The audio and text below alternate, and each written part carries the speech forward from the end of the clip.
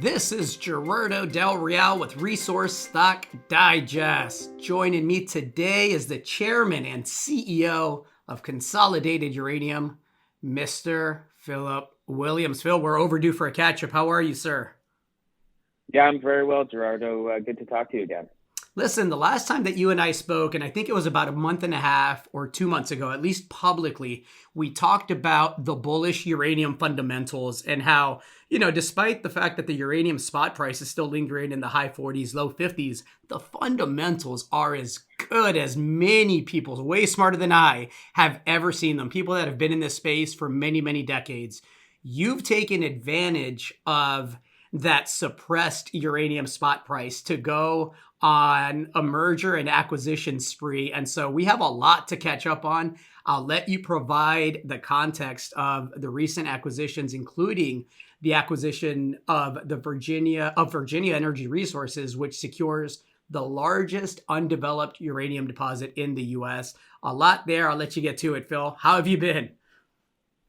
Yeah, no, good. And as you say, very busy. We've been active on a number of fronts, and look, it's just kind of more of the same for us. As you point out, uranium prices have not kind of gone where we might have thought they'd be. They're going there, and we're absolutely convinced of that. And there's no part of the uranium supply and demand dynamic right now that isn't supportive of higher prices in the future.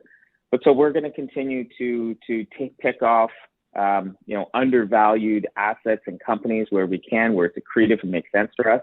And Virginia is a prime example of that. And quite frankly, an asset and a company that we've been tracking for a long time and just waiting for kind of the stars to align in terms of when the time to pull the trigger on it was.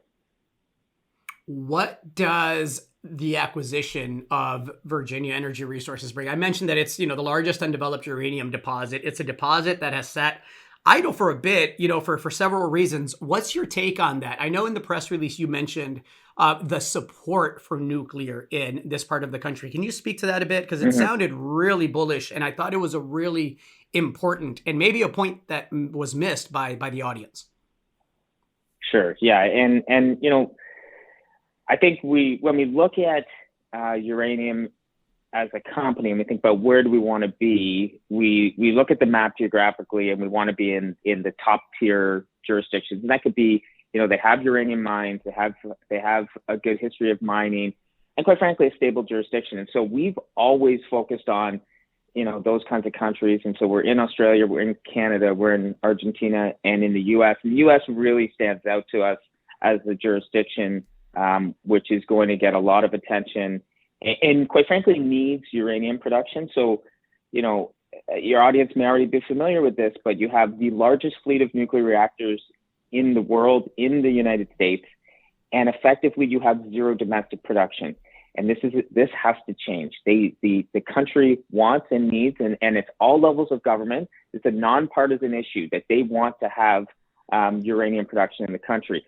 So then zoom into Virginia, and Virginia has a new governor, Glenn Youngkin. He put out an energy plan just a month ago where he basically said, we need to go all in on nuclear. And it's already a nuclear state. There's 4 operating reactors.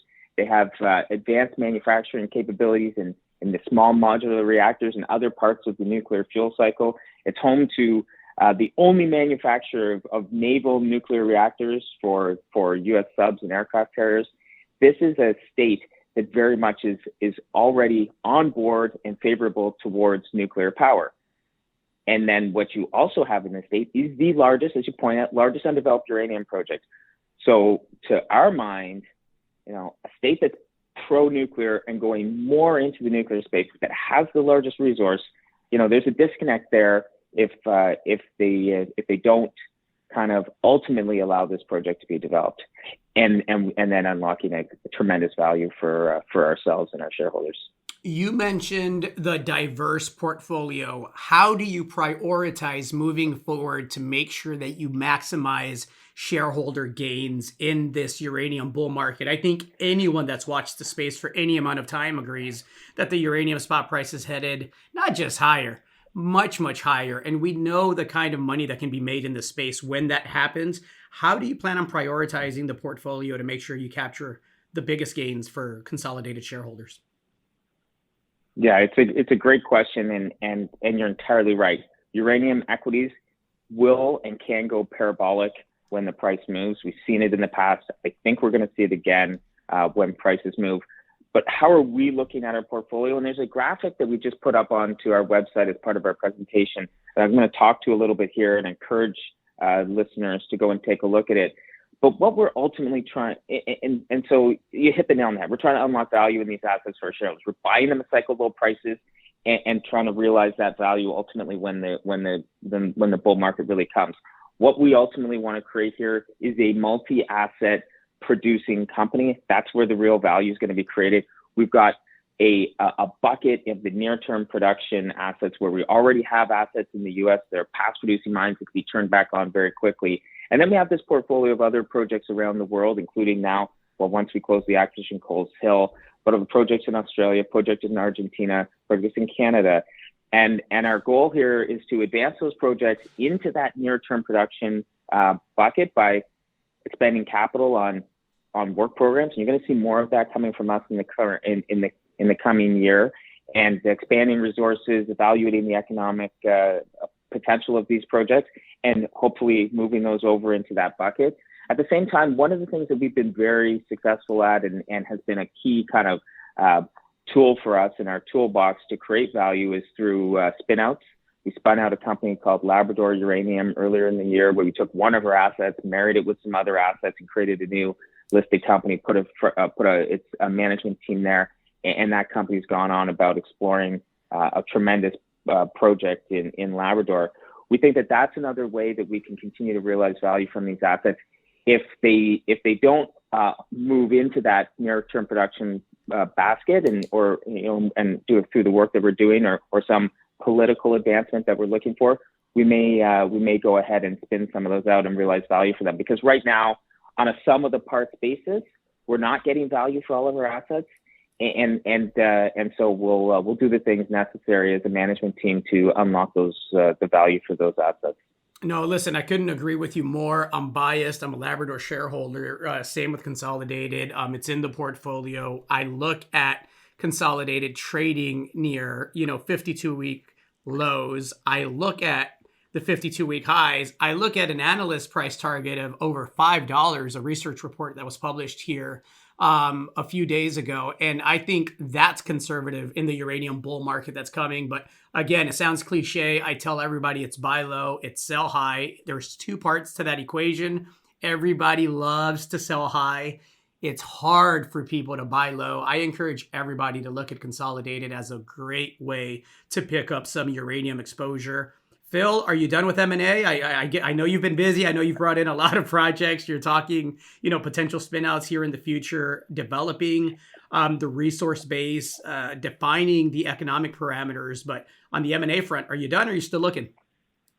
No, we're not done. I mean, look, we're evaluating opportunities on a regular basis. They have to make sense within the portfolio, and they also have to make sense from a valuation perspective. But just like in the last cycle, and we're starting to see that M&A activity heat up, whether it's Encore doing a deal just the other day with Energy Fuels, or UEC has been tremendously active, and I think they're getting a lot of traction for that strategy for them.